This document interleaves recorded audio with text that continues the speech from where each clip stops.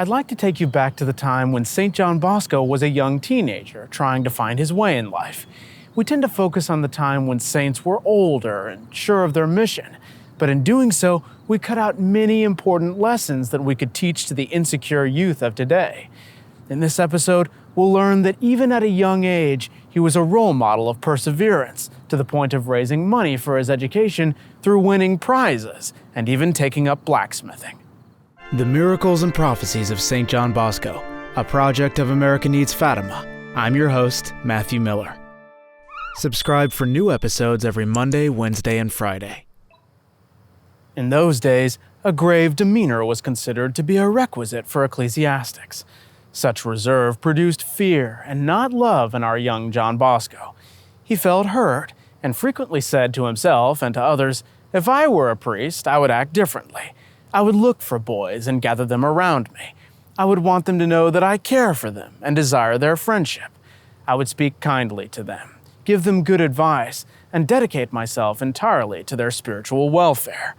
How I would love to have a chance to talk with my pastor, just as I did with Father Colosso, who had just recently died. Why shouldn't it be so?" He often gave vent to these feelings with his mother.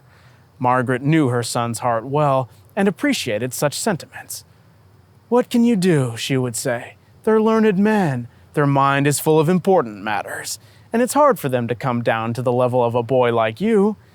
But is it so hard for them to stop a couple of minutes and just say a few words to me? What would you want them to tell you? Something good for my soul. But can't you see that they have so much to do hearing confessions, preaching, and just taking care of the parish? But aren't we too their little parishioners? Yes, that's true, but they haven't any time to waste. Did Jesus waste time when he talked with little children? When he scolded the apostles for wanting to keep them away from him? Didn't he tell them to let them come to him because theirs was the kingdom of heaven? Yes, I agree with you, you're right. But what can you do about it? Well, you'll see. If I ever become a priest, I'll give my whole life to youngsters. They'll never see me looking stern and forbidding. I'll always be the first to speak to them. St. Joseph Cafasso, meanwhile, had been giving some thought to smoothing John's path to the priesthood. As soon as John had a chance, he went to Turin and called on Father Cafasso at the Convito Ecclesiastico of St. Francis of Assisi, which was a sort of finishing school for priests that, in the future, Don Bosco would be going to. He told him that he wanted to be a Franciscan and asked his advice. Father Cafasso dissuaded him from joining the Franciscans and said, "Go ahead with your studies, enter the seminary, and go along with whatever divine providence may ordain for you." At one glance, Father Cafasso had fully grasped John Bosco's mission. Indeed, it seemed that God manifested his will by another dream that same year. Don Bosco confided it to Father Julius Barbaris in 1870. In Don Bosco's memoirs, we find this entry. "The dream I had had in Morialdo was repeated when I was 19 and other times as well. He seemed to see a man of lofty majesty, clad in white and resplendent with a most radiant light. He was leading an immense throng of boys. Turning to John, the man had said, 'Come here, put yourself at the head of these children and lead them.' 'But I don't know how to lead or teach so many boys,' replied John. 'There are thousands of them.' But that august personage insisted peremptorily until John placed himself at the head of that multitude of boys and began to lead them in obedience to the command. These were the reasons that prompted John to give up the idea of entering the Franciscan order without, however, being able to stifle an inexplicable yearning in his heart for the religious life. In the meantime, he continued the studies he had not interrupted even during this period. Now, by nature, John was enterprising, active, energetic, ingenious in striving after his goals, perseverant and prudent in raising funds for his education. This was his training from earliest childhood. At Becky, in fact, in countless ingenious ways, John had raised the money he needed by attracting people to his performances. Now, as a student, prior to his entrance into the seminary, he had to earn his keep. A delightful anecdote of this period, related by eyewitnesses, shows how smart he was in his efforts to earn money for his studies. One day, a fiesta was being held in the village of Montefia. A very high and well-greased pole had been raised in the middle of the square, topped by a hoop laden with prizes. A large crowd watched as the youths, scanning its height, tried to climb it to reach them. Some managed to shimmy up a third of the way, others even half, but they soon slid right down again. The bystanders shouted their encouragement to the more daring climbers, who seemed the likely winners, but there were only jeers and catcalls for those who failed. A din filled the square. John had noticed how the contestants, panting without pausing for a breath, had attempted to rush up, only to slide down soon after, pulled down by their own weight, unable to go any higher. He chose a different approach. Unhesitatingly, he stepped forward from the crowd into the open area around the pole. Slowly and with easy calm, he began his climb. Now and then, he would clamp his legs around the pole and rest on his heels. At first, the crowd couldn't understand what he was up to and laughed uproariously, expecting to see him slide to the bottom at any moment like the others.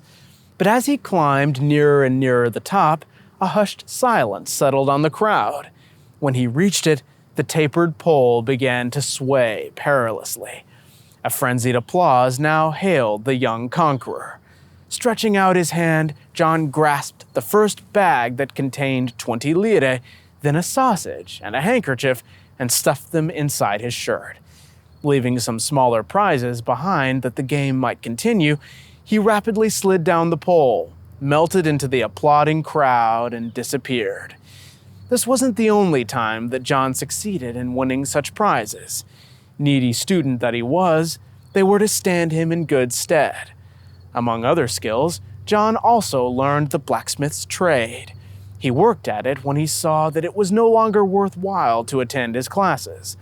Under the guidance of Avasio Savio, the local blacksmith and an excellent Christian, John learned to work at the forge and handle the sledgehammer and file. He was a keen observer and took notice of the various techniques used in this shop.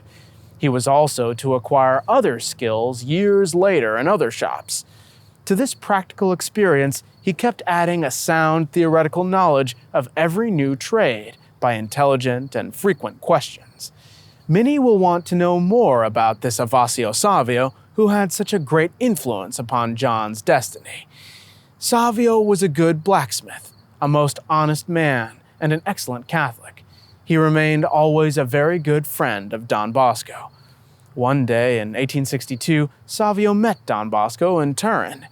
In the course of the conversation, Savio talked about Father Cafasso and other persons boundless in their charity, and then of some individuals who, in his opinion, ought to have made better use of their wealth. Don Bosco asked, "Would you make better use of it?" "I don't know," Savio replied.